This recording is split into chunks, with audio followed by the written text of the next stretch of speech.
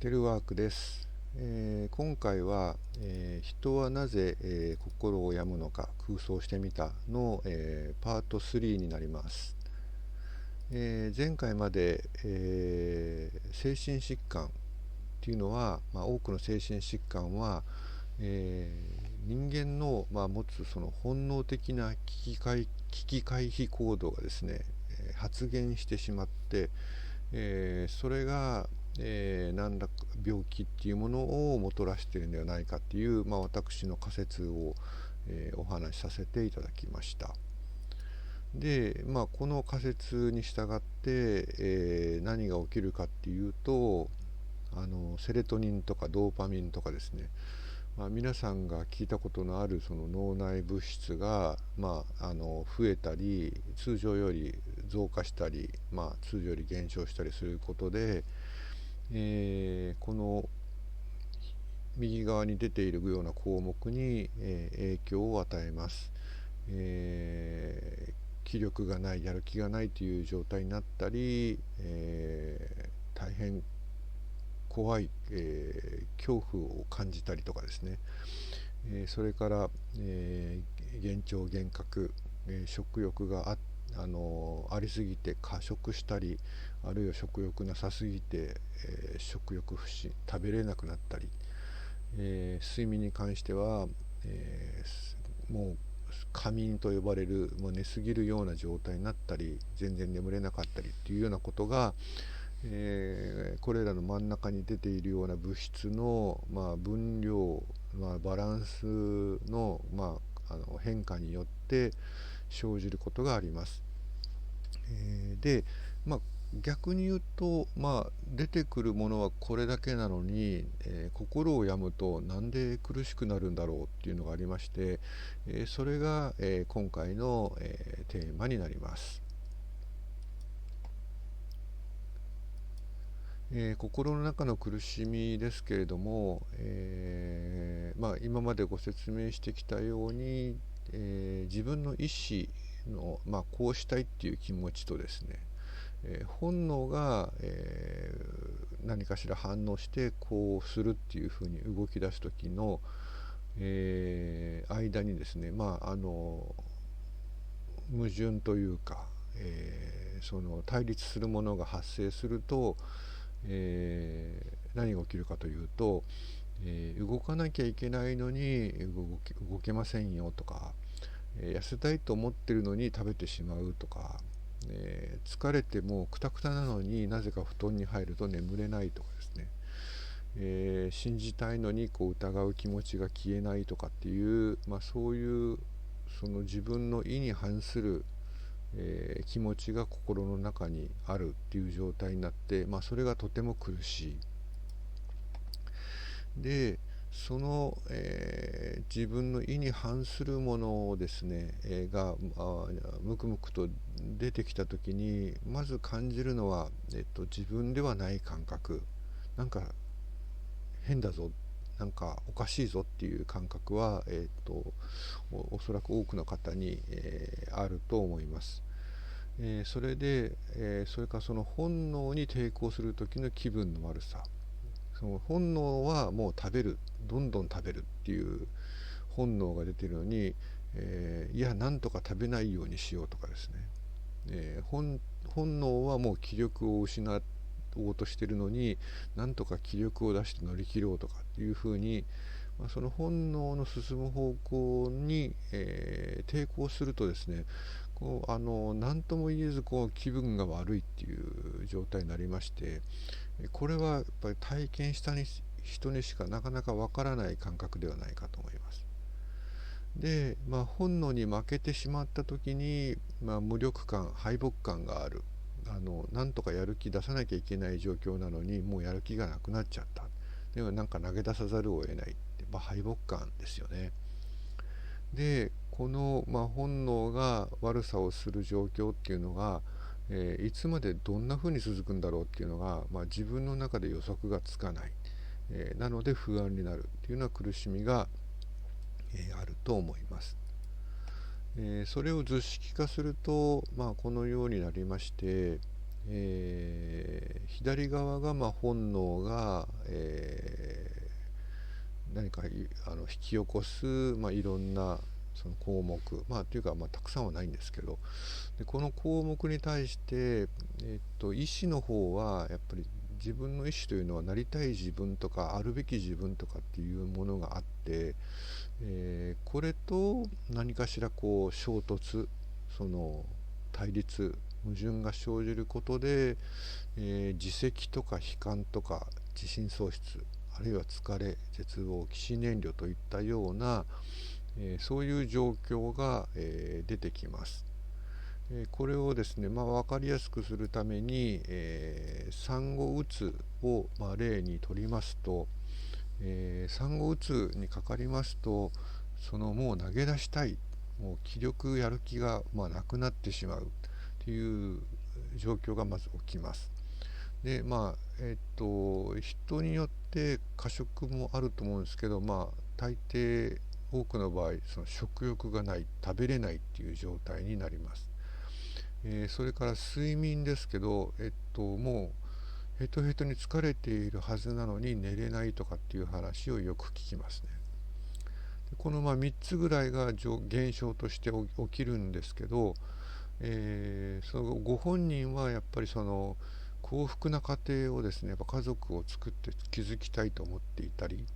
その母として責任を果たしたいっていうふうに思っているので、こういう気力がない状態とかっていうことに対してやっぱり何とかしようとすごく頑張ってしまう。で頑張りきれないので、自分を責めたり、悲観したり、自信喪失になったり、疲れたり絶望したり、人によっては死にたいという気持ちになってしまう、こういうことが、起きます。なので、純粋な医学的なその物質レベルで何が起きているかっていうところで言うと、モノアミン系の物質の、セレトニンとかノルアドレナリンとかの、いつもの量が、変わっていくっていう、そこが起きてるだけなんだけど、そこにやっぱりその社会性のある自分とかっていうことが絡むことでですね、非常に大きな苦しみに発展をしてしまう。でこういう構造じゃないのかなっていうふうに、思っています。でこの、脳幹がですね、本能に基づいて活動を始めるっていうことが、病気が始まるっていうことなんですけど、ここのですね、そこから出てくるその葛藤、その苦しみっていうのは、とても独特なものでですね、なかなか周囲から理解されにくい、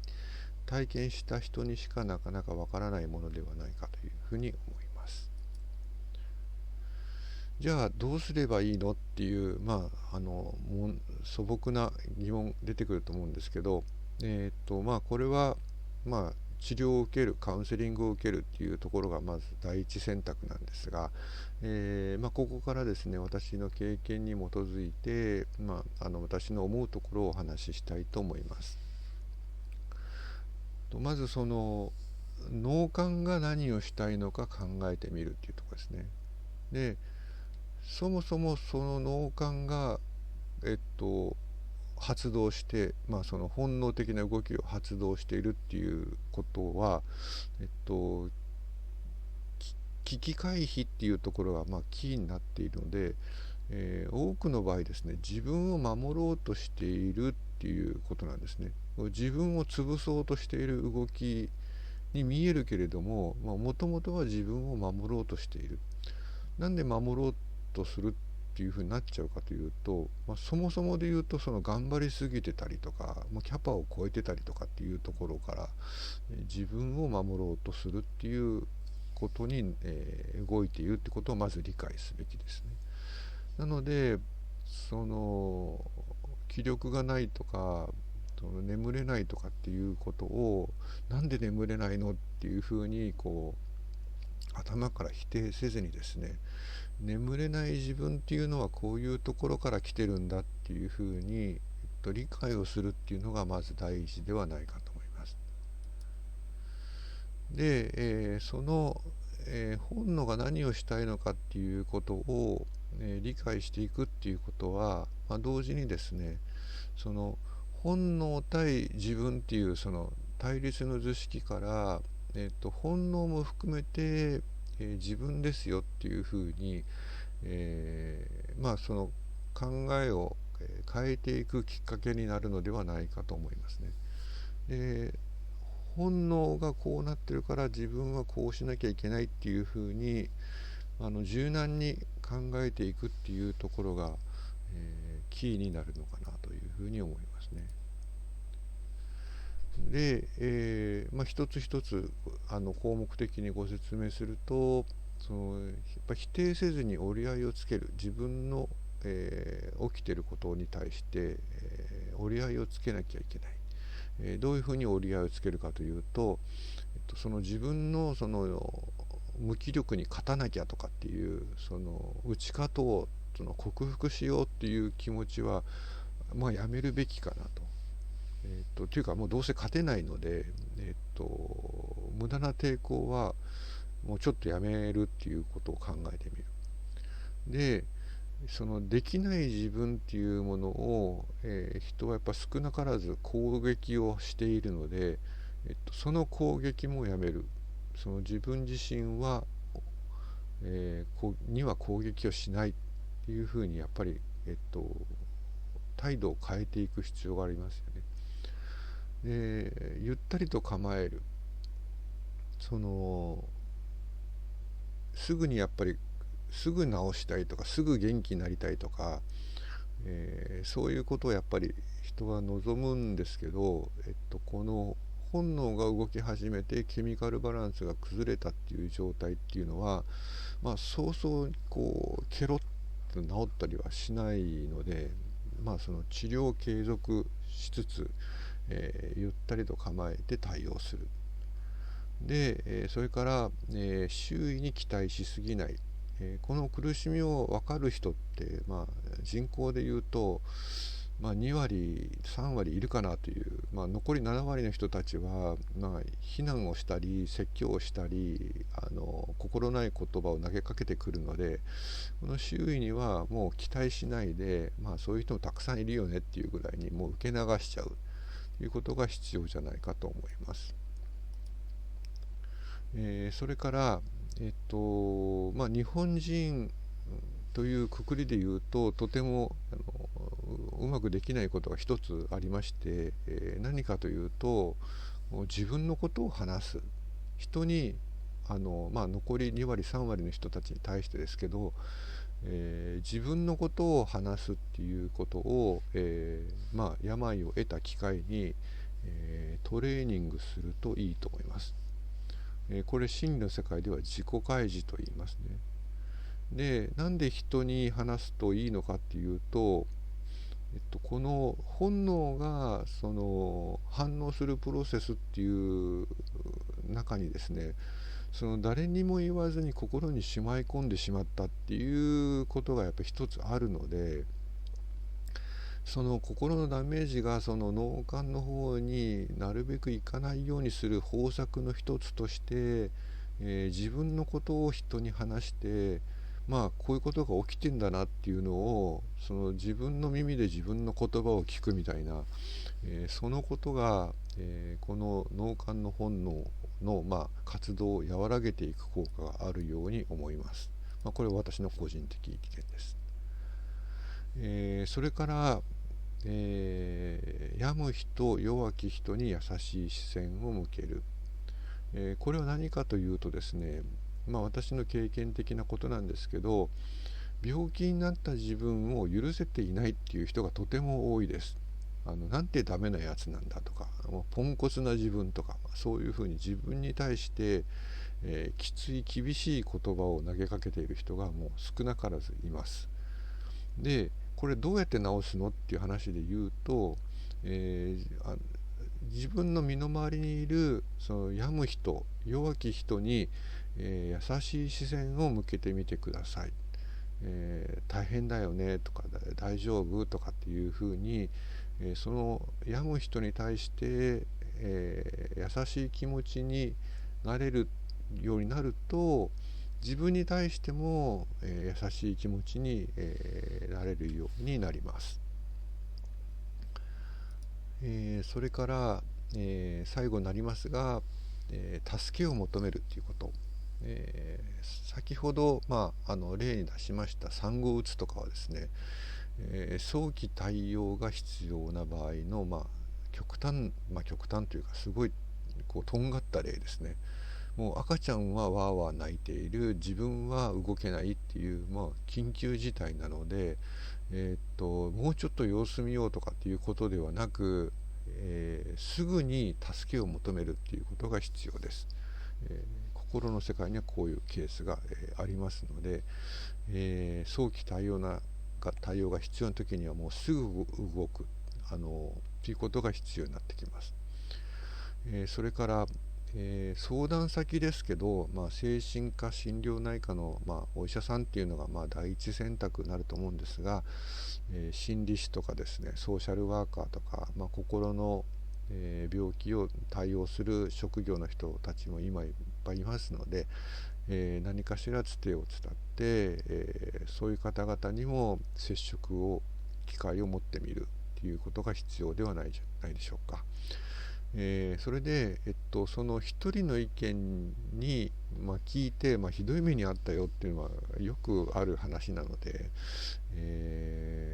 なるべく複数の人からですね、こんな時はどうしたらいいのとか、こう思ってんだけどどうなのとかっていうのを、意見を聞いて、自分に合うものを選んでいくっていうぐらいでちょうどいいのかなというふうに、思います。最後まとめになりますが、危機に対する脳幹の反応と自分の意思が対立するとき、人は経験したことのない苦しみを味わいます。これがもう心の苦しみってこういうことだと思いますね。で、それに対して無理に打ち勝とうとせずに、ゆったりと構えるっていうことが大事だと思います。で、繰り返しになりますが、早急に助けが必要な場合がありますので、躊躇せずに行動していただきたいと思います。今回は以上になります。よろしくお願いします。